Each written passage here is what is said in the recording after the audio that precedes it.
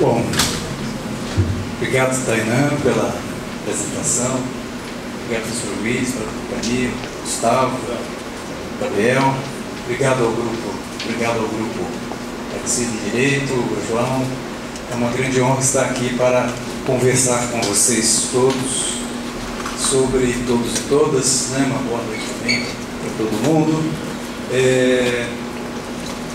Trazer algumas reflexões sobre esse tema que bem complexo, né?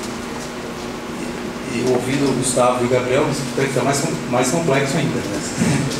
Enfim, e eu tenho muitas dúvidas, na verdade. Eu vou expressar algumas dúvidas aqui, não necessariamente conclusões definitivas, porque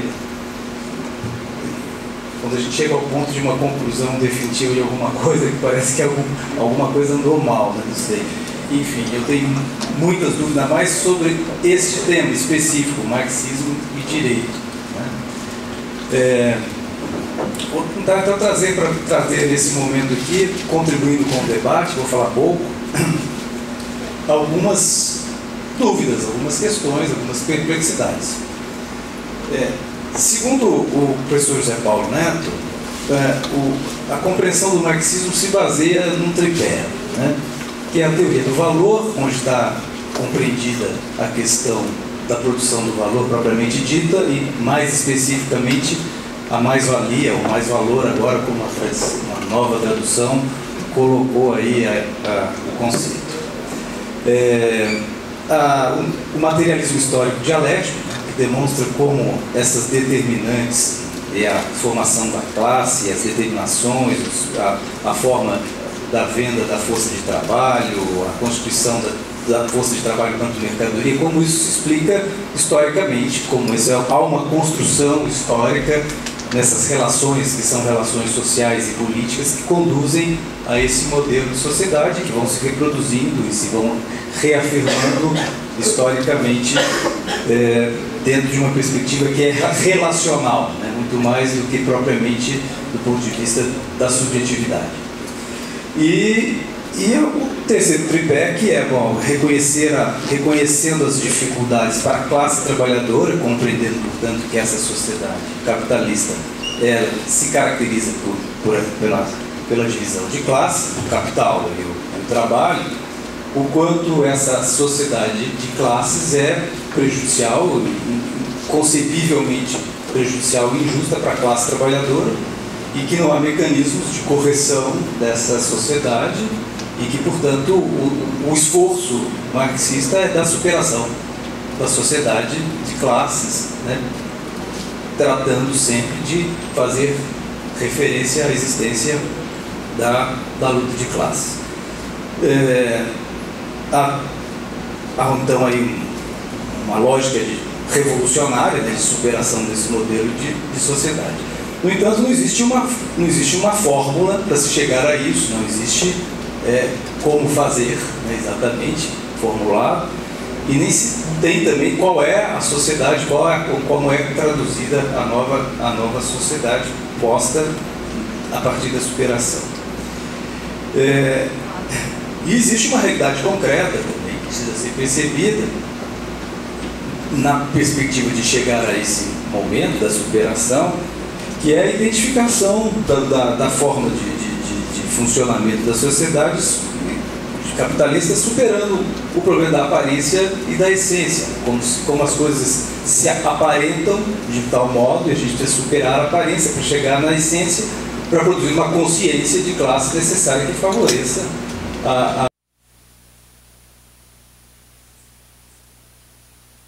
não existisse a própria, né? Porque afinal de contas a realidade que nós convivemos é a realidade do modelo de sociedade capitalista. não é outra realidade. Eu acho que toda essa coisa, toda a gente a gente fica coabitando com uma realidade imaginada e idealizada. E aí me parece que toda a teoria marxista é para exatamente inviabilizar isso. É para a gente tratar do concreto, como disse bem o Gabriel. E para tratar do concreto, né, a gente precisa perceber, porque senão a gente começa a achar que nada importa. Né? Nada importa. O que importa é a revolução proletária, para mudar isso. Mas tá, e como é que está o negócio? Está acontecendo? Vai ser hoje? Vai ser? Que dia que vai ser? Né? Vai passar pela televisão? A gente vive isso. Não dá para isso, porque assim, todo direito é todo direito é a estrutura do Estado, o Estado é a estrutura opressiva, etc. Aí você fala, uma coisa não passou, né? Não interessa quem, entende? E, poxa, mas aqui tem esse movimento social com essa reivindicação aqui que me parece interessante, importante, reivindicação de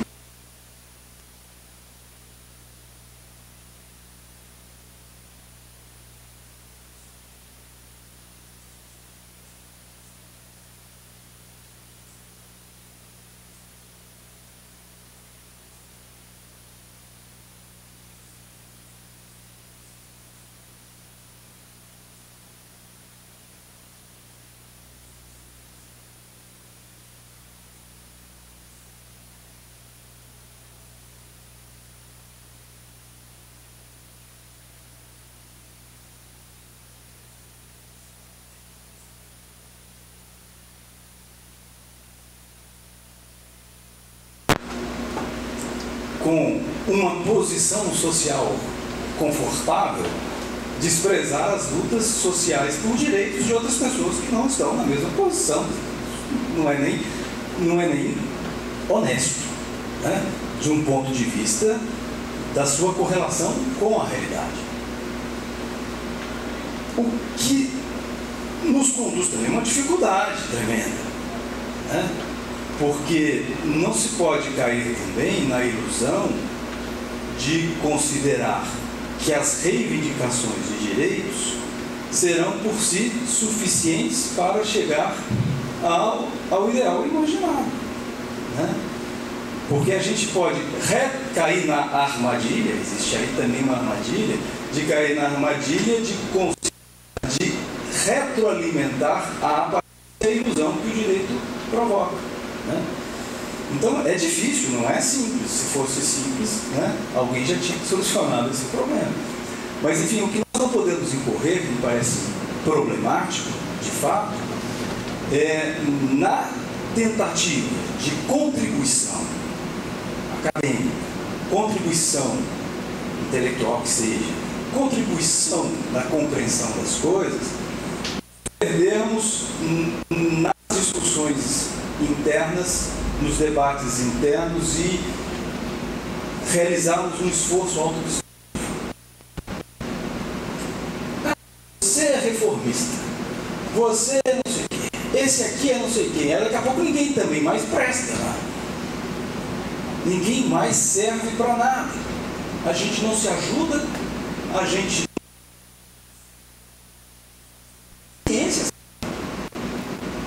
então vim aqui, expresso uma dificuldade. Então chega para mim, tá bom, mas faltou isso aqui, melhor isso aqui. Vocês pegam, obrigado, valeu, né?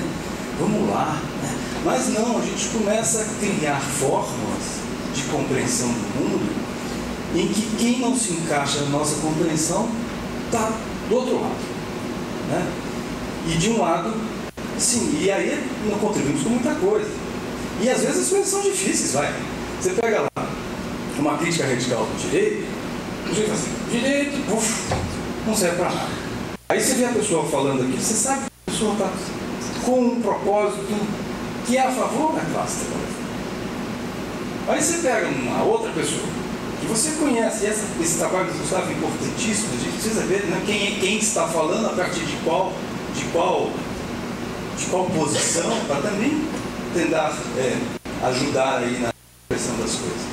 Aí a pessoa fala assim, o direito, eu peguei de uma tese lá na faculdade de Direito, que é de cunho estritamente neoliberal, orientada por um professor de efetivamente uma linha neoliberal, que chegou exatamente na conclusão da crítica radical do direito. Temos que acabar com o direito, porque o direito do trabalho trabalha a economia, oprime a classe trabalhadora livre, sozinha, resolve os seus problemas, mas cara, como é que essas duas pessoas estão diferentes para dizer a mesma coisa? E então a gente precisa o processo histórico, assim, como que a coisa está sendo posta historicamente. Aí eu tento pensar muito do ponto de vista histórico, que me auxilia, né? Para que lado que a gente tem que ir em determinadas discussões, em determinadas coisas que se colocam no imediato. E eu tenho às vezes eu tenho alguns padrões.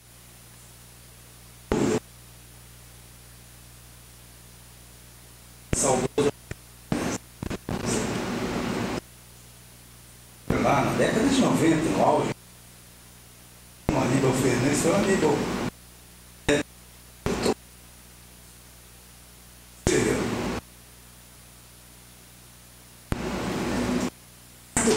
Aí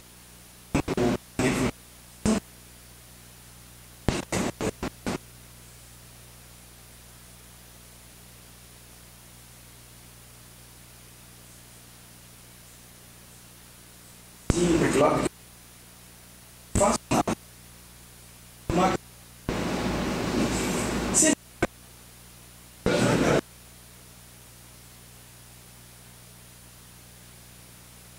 Assim, eu gosto, bom,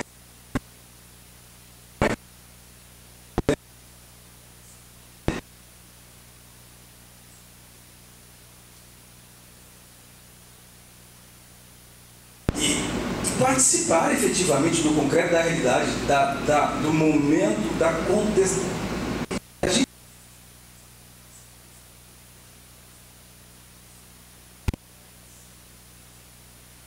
Compreensão do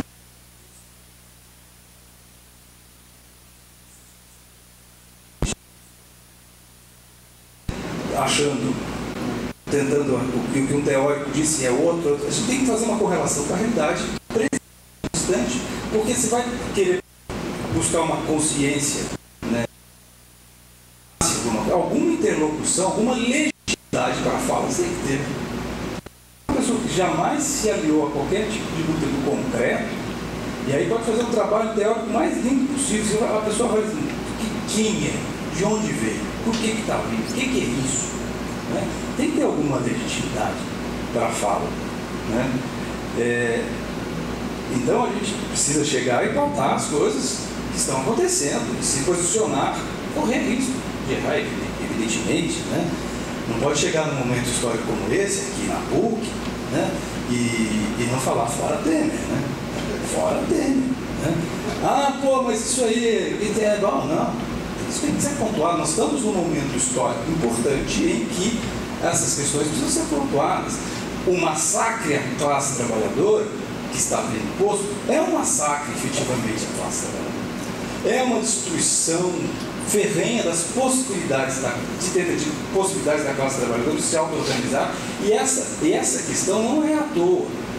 Né? Se a gente pensa do ponto de vista do processo histórico, né? A mobilização social brasileira, e aí não estritamente classe trabalhadora, porque esse processo estava em construção, mas de 2013 para cá, sobretudo em 2013, a mobilização social no Brasil, ela conduziu a um momento, digamos assim, se eu não diria pré-revolucionário, não posso ser, né, ignorante achar que havia uma revolução em curso, mas havia uma contextualização de mudanças bastante profundas em muitas questões, né, que para a classe dominante brasileira e conservadora estava indo longe demais. E agora o que se pretende não é simplesmente evitar que avance, é impor retrocessos para colocar as pessoas estrategicamente numa posição de defesa. para que o processo histórico não continue avançando. A tentativa efetiva de um retrocesso não vai participar dessa discussão. Nós não vamos interagir com isso e vamos simplesmente dizer tanto faz.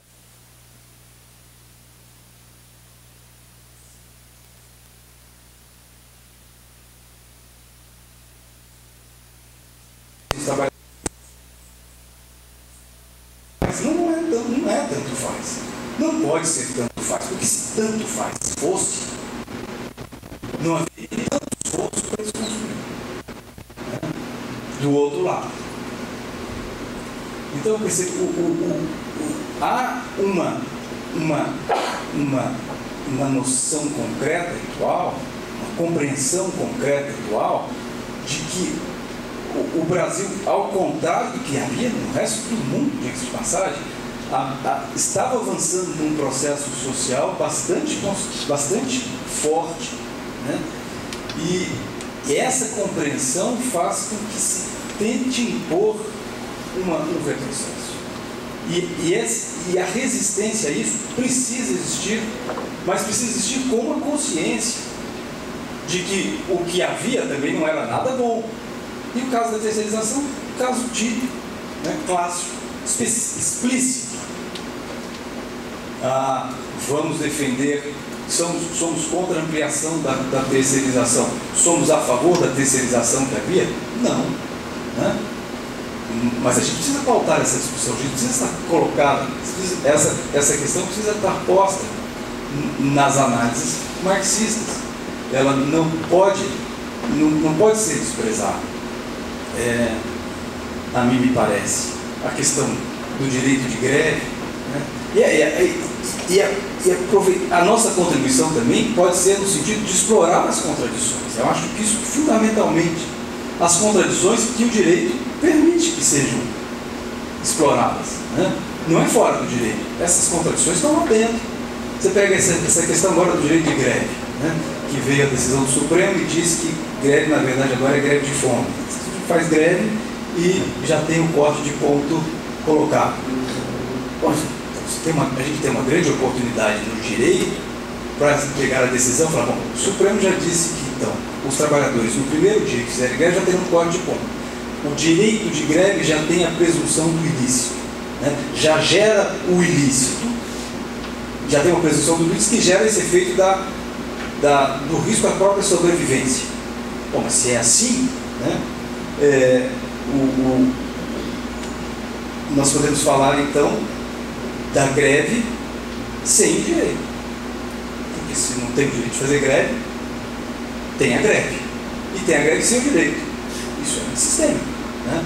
Classe trabalhadora, se vai cortar salário mesmo, por que precisa fazer assembleia? Está no direito. Para fazer, por que tem que fazer assembleia? Porque está no direito. Bom, mas o direito de greve não existe mais, não precisa fazer assembleia. Tem que ser pelo sindicato. Por que tem que ser pelo sindicato? Porque está no direito. Bom, o direito de greve não existe mais, pode fazer greve sem o sindicato. E quem vai dizer que tem que ser pelo sindicato? Quem disse que não tem direito de greve? Opa, peraí, né? Calma aí. Então há situações muito, digamos assim, que nos permitem a terceirização. Ampliou a terceirização. Não tem mais regulação da terceirização. Então, também não tem, mas no sentido de categoria. O sindicato pode se formar sem base categorial. Não, mas eu quero negociar com o sindicato.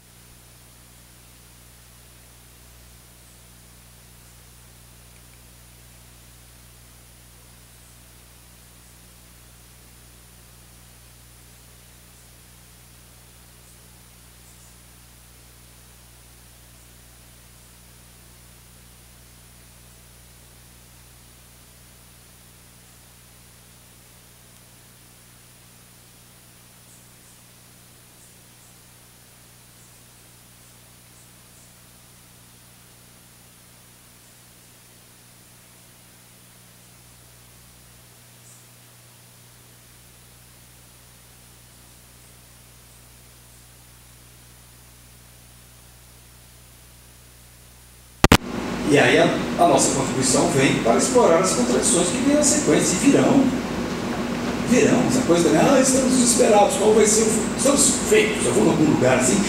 Professor, o que você acha que vai acontecer? Nós estamos ferrados. Que ferrado o quê? Nós estamos num processo dialético histórico. Né? Daqui a pouco vem uma retomada, a gente reconstrói, a gente não afunda, né? Pura e simplesmente, né? Vamos afogar aqui e parar. Eu nunca vi ninguém afogando. Imagina que a pessoa não afoga assim.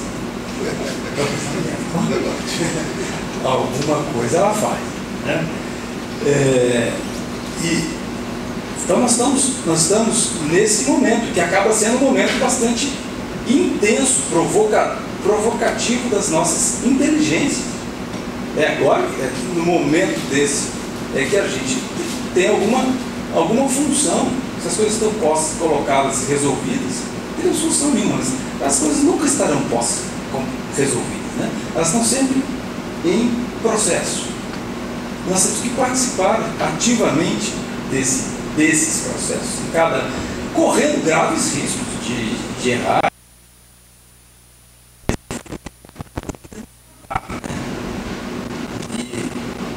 Você está indo para um lugar indevido e não presta mais. A gente tem que tomar muito cuidado com relação a isso. E aproveitar a mim me parece aproveitar esse instante para dar um salto de qualidade. Porque se há um risco de retrocesso, certo há, não se pode, é um momento de perceber que também o que havia era indefensável. Ninguém agora vai querer. Nós temos a oportunidade de não querer mais do que tínhamos. Né? Já que estamos num momento de evolução das coisas, temos uma grande oportunidade. Né? É duro, não é simples, vai ser fácil? Não vai. Mas que está acontecendo, está acontecendo.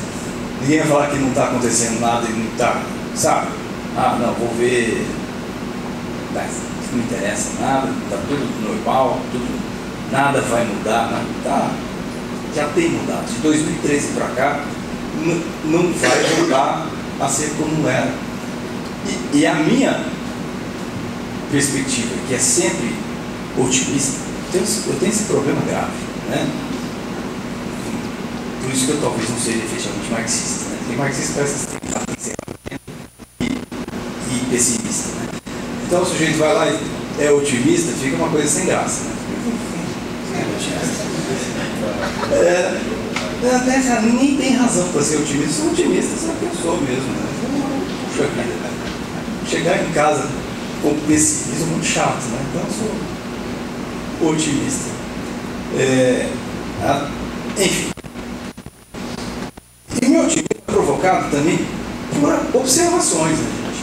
Vamos combinar que da década de 90 para cá a gente sofreu bastante, mas a gente já, querendo ou não, as coisas. Nós estamos fazendo um evento aqui na PUC, hoje o marxismo direito, né? Em 90 acho que não teve.